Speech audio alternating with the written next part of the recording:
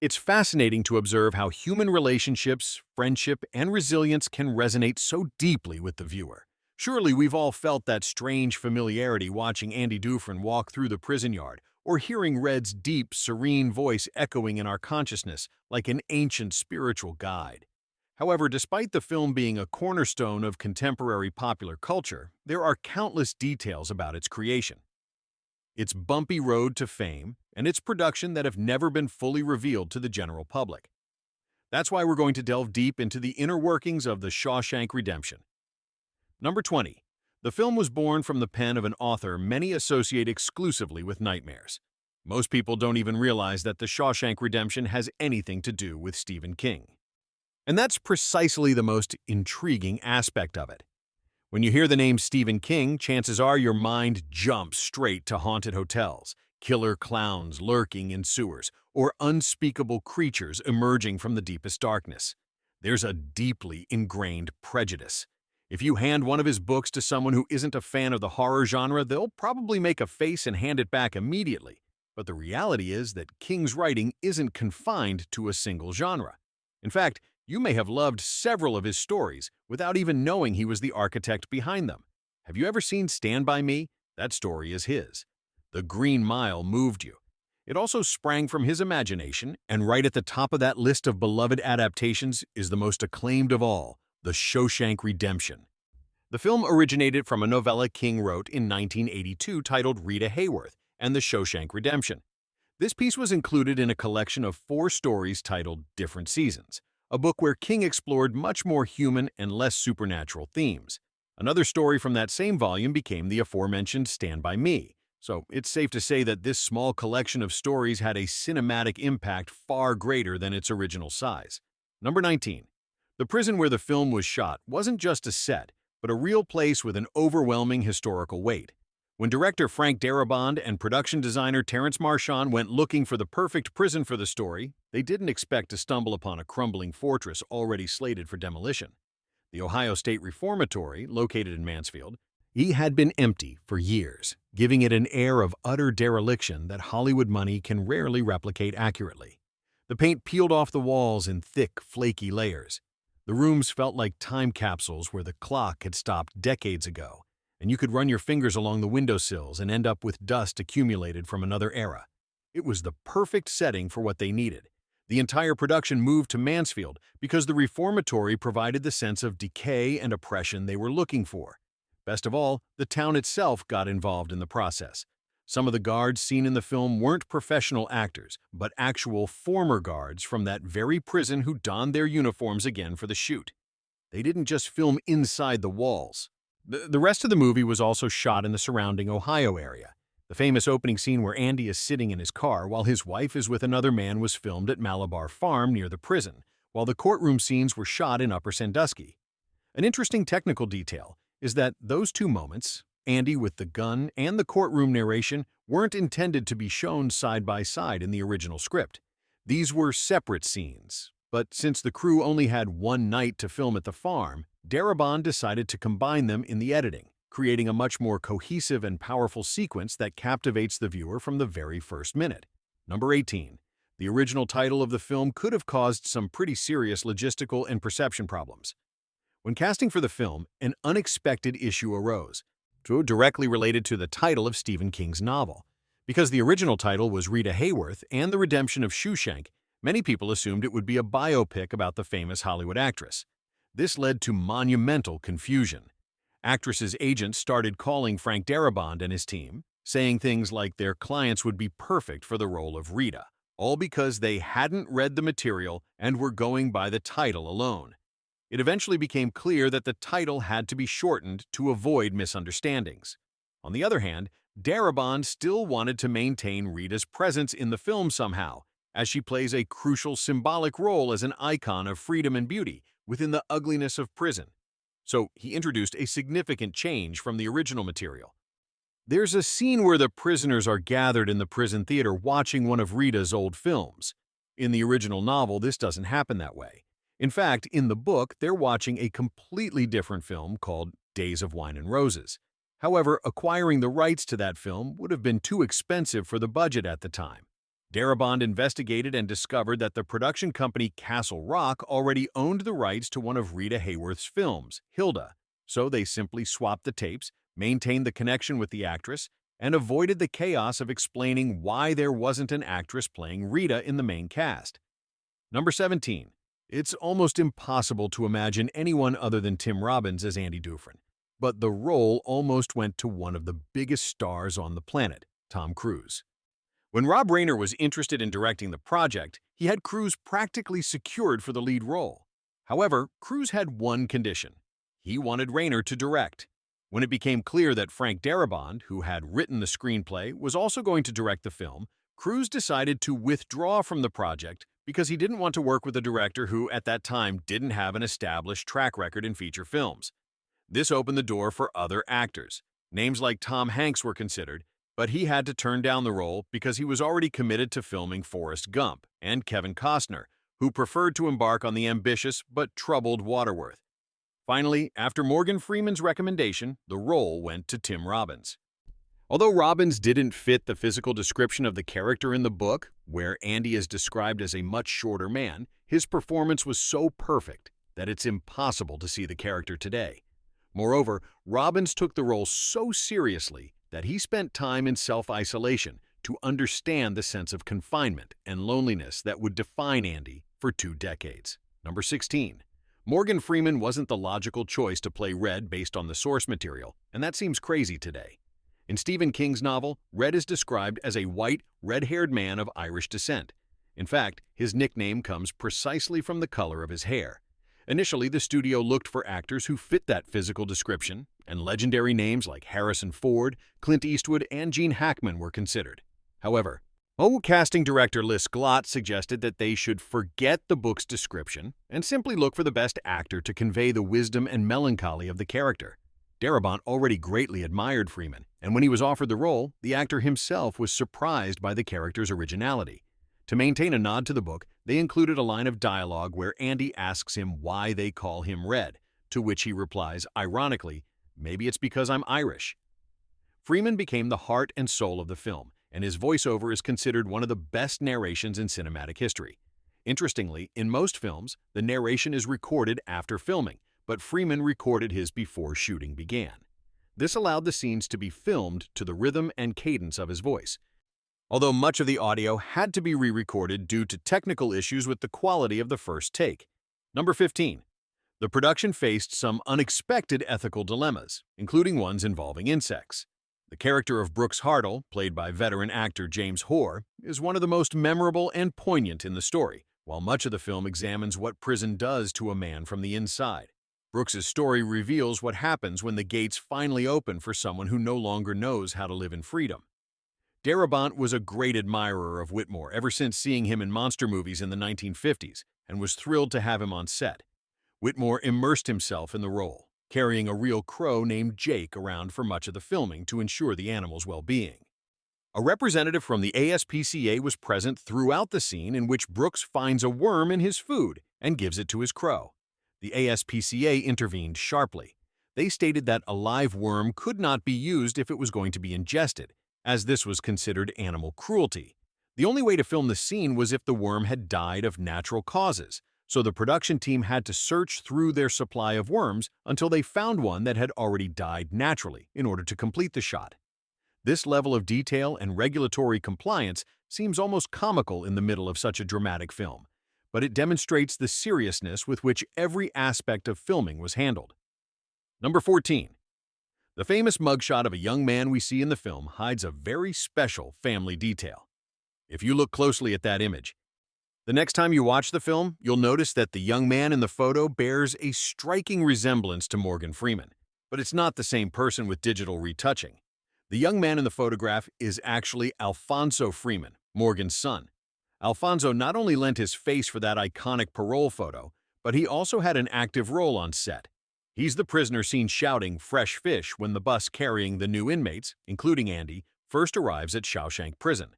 It's a small detail that adds a layer of authenticity and personal connection to the film, uniting 2 generations of the Freeman family in a single story about the passage of time. Number 13. The quality of Frank Darabont's screenplay was so exceptional that it immediately convinced top-tier actors. Both Morgan Freeman and Tim Robbins were captivated by the story from the moment they read the first few pages. Freeman didn't even ask what role he was being offered. He simply knew he wanted to be part of the project. Robbins, already a respected and discerning actor, has said years later that it remains the first screenplay he recommends to anyone wanting to learn screenwriting because of its perfect structure and character development. However, the story almost ended differently. In the original screenplay, following King's novel, Red never actually met Andy on the beach. The film ended with Red on the bus, with an open ending full of hope, but without a visual resolution. It was the studio that suggested that after 2 hours of oppression and sadness, the audience needed to see that reunion. Darabont reluctantly agreed at first, but later admitted that the final shots of Andy on the beach and Red walking on the sand brought the film's emotional arc to a necessary close. Furthermore, there was a deleted scene showing Red suffering a panic attack in the supermarket after being released from prison, but it was cut because audiences at test screenings already fully understood his emotional state without the need to show that breakdown. Number 12. The roles of Andy and Red haunted the actors for decades, but in a positive way. 20 years after the film's release, Morgan Freeman and Tim Robbins reunited at a special Academy event. There, they confessed that although they didn't feel typecast, the film changed their lives. Freeman admitted that he suddenly began receiving many more offers to work as a narrator. His voice became a symbol of authority and comfort for audiences. Robbins, for his part, explained how his experience on the film led him to co-found an acting project in real prisons, where he uses theater to aid in the rehabilitation of inmates. He has met thousands of prisoners who have told him that Shaw is the film that gives them the strength to keep going and not lose their humanity. Number 11. The film's title was one of its biggest commercial obstacles. Today, it seems like an iconic name, but in 1994, no one knew how to pronounce or remember it correctly. Morgan Freeman humorously recalled how even he questioned the title at first, thinking that no one would be able to say The Shawshank Redemption. For years, the actors heard completely absurd versions of the name from fans. Some called it Scam's Redemption, or others referred to it as Shimshank, or even invented words that made absolutely no sense. This confusion was one of the reasons why the film didn't immediately take off in theaters. It was difficult to recommend a film whose name you couldn't remember or pronounce at the box office. Number 10. Frank Darabont had another Stephen King project in mind before Shawshank, but he made a strategic decision that changed his career. He wanted to adapt The Mist, a pure horror story with monsters and a suffocating atmosphere. However, Darabont stopped to think deeply about his future as a director. He knew that if his first film was horror, and it was successful, the industry would forever label him a genre director, putting him in the same category as the masters of horror. Now, he wanted to prove that he could tell profound human stories about friendship and hope. So, he decided to save the monsters for later and take a chance on the story of the prisoners. Years later, he would end up directing The Mist, but by then he had already earned critical respect as a versatile storyteller. Number 9. Stephen King's gesture toward Frank Darabont is one of the most elegant anecdotes in Hollywood history. As we mentioned, Darabont paid $5,000 for the rights to the novel, a modest but significant sum for a filmmaker just starting out. King, already immensely wealthy, never cashed the check. He kept it for years, and after the film became a worldwide phenomenon and garnered critical acclaim, he sent the original check to Darabont in a frame. Accompanying the check was a note that read, "In case you ever need bail money. And a love, Steve." This gesture demonstrated the mutual respect between the writer and the director who best understood his non-horror work. Number 8. Despite its current status, the film was a resounding flop upon its initial release. In 1994, it grossed a mere $16 million, far below its $25 million budget. Competition that year was fierce, with titans like Pulp Fiction and Forrest Gump edging out the blockbuster. Reviews in cities like New York and Los Angeles weren't as enthusiastic as expected, limiting its initial reach. However, the 7 Oscar nominations, including Best Picture and Best Actor for Freeman, gave it a second chance.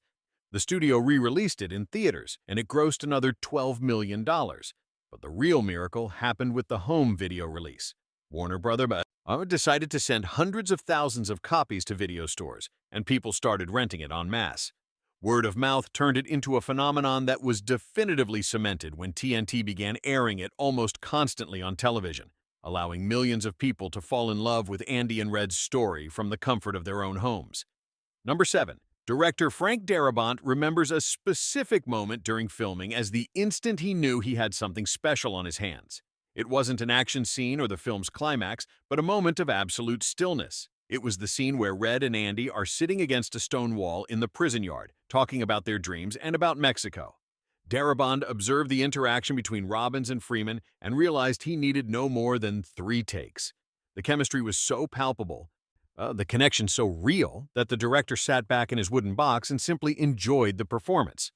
At that moment, he understood that the heart of the film wasn't the escape, but the relationship between these two men trying to keep hope alive in a place designed to destroy it. Number 6. The Ohio farm where several scenes were filmed has become a pilgrimage site for film buffs. What was once ordinary farmland is now part of Malavar Farm State Park and attracts thousands of visitors each year. The economic impact on the small towns of Mansfield, Ashland, and Uware Sandusky has been enormous. The Shawshank Trail has even been created, where tourists can visit the exact film locations. It's curious to think that a film that initially lost money at the box office now generates millions of dollars for the local Ohio economy through film tourism.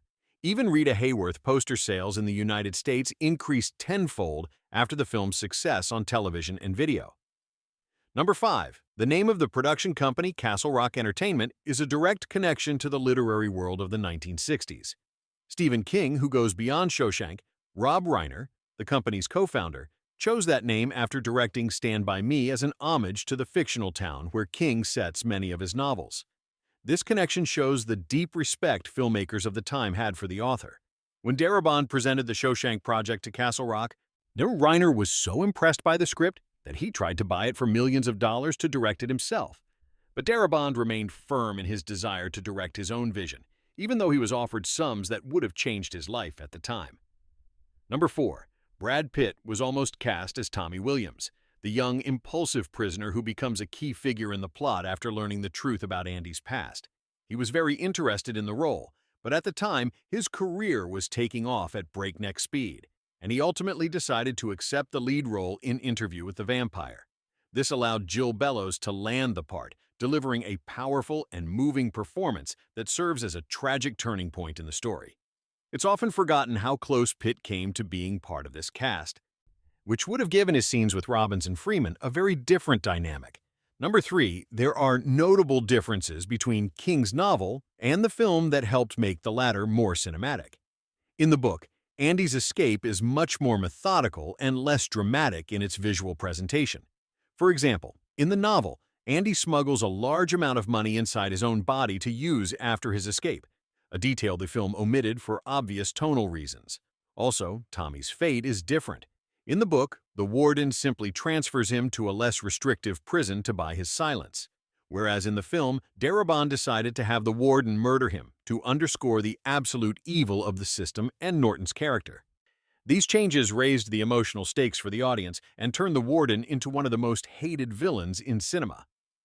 Number 2. There are visual clues about Andy's plan that are present throughout the film, but they are easy to miss. In several scenes, if you look closely at Andy Dufresne's face, you'll notice that he has dark circles under his eyes and an appearance of extreme physical exhaustion that goes beyond the simple stress of being in prison. This was a conscious decision to subtly show that Andy spent every night working tirelessly in the tunnel behind his poster.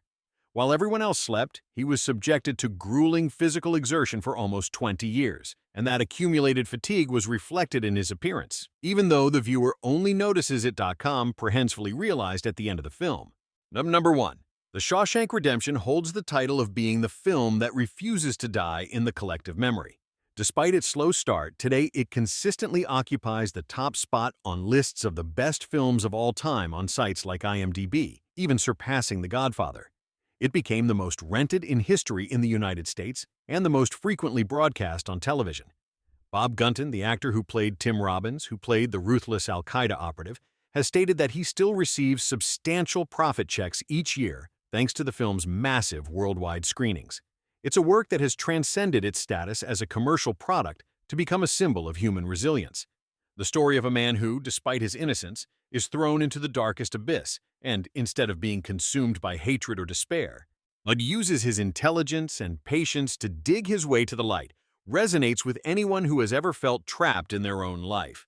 The film is also remembered for fascinating technical details that add layers of realism. For example, the scene where Andy crawls through the sewer pipe was particularly difficult to film. The mud and filth we see on screen weren't real. Fortunately for Tim Robbins, it was a mixture of chocolate syrup, sawdust, and water. However, the smell was so strong and unpleasant that the actors and crew actually felt nauseous, which helped make Disgust's expressions authentic. Furthermore, filming at the Ohio Reformatory was fraught with unsettling experiences. Many crew members claimed to feel strange presences in the old cells, a place that had witnessed real suffering for over a century.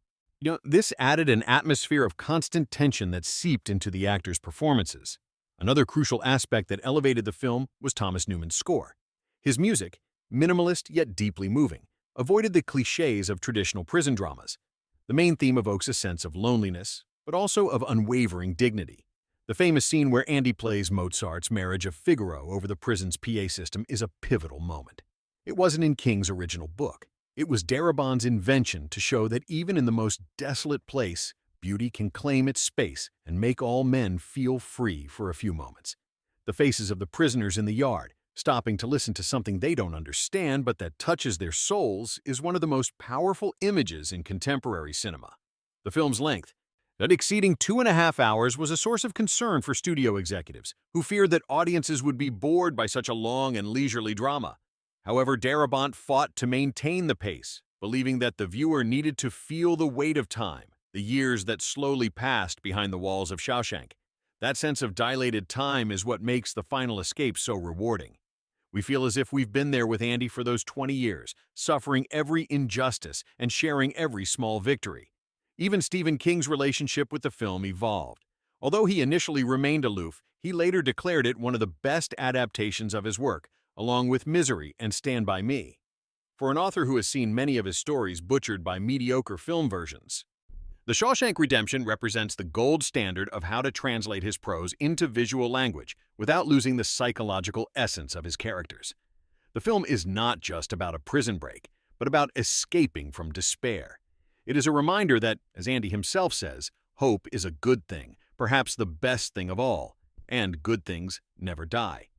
Today, Shawshank is studied in film and psychology schools for its portrayal of institutionalization and mental health.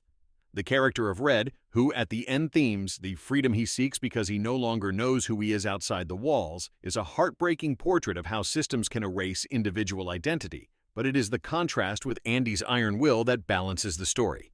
Andy doesn't adapt, he transforms his environment. From creating the library to providing financial advice to the guards, he finds ways to be useful and keep his mind occupied, which is ultimately what saves him from madness. The film's legacy continues to grow as new generations discover it on streaming platforms. What was ignored by mainstream audiences in 1994 is now an emotional refuge for millions. It is a film that feels necessary in times of uncertainty.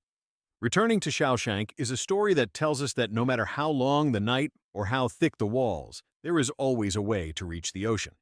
The final image of the two friends embracing on the shore of Zihuatanejo under an endless blue sky. It's the perfect ending to a journey that began in the darkness of a prison cell and ended in the glory of absolute redemption. Ultimately, it's the triumph of the human spirit over the most extreme adversity, told with a simplicity and mastery we're unlikely to see again on the big screen. Every time we hear Morgan Freeman's voice say he hopes the Pacific will be as blue as he's dreamed, we all, in some way, regain a bit of that hope the world sometimes tries to steal from us. Red said hope is a dangerous thing, but we believe it's the best thing of all, especially when it comes to uncovering the hidden secrets of cinema. Don't let time slowly pass you by as if you were behind bars for life. Subscribe to this channel right now so we can keep digging together to find the truth behind your favorite movies.